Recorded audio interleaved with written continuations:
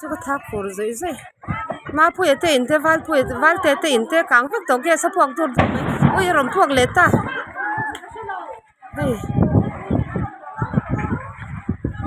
ge sa puak dur mai hei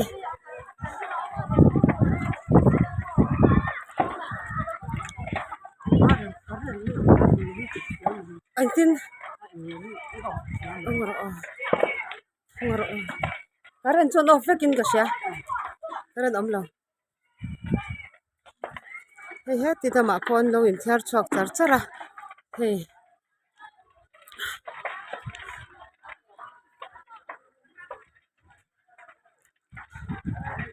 ye si voi thuma puak to a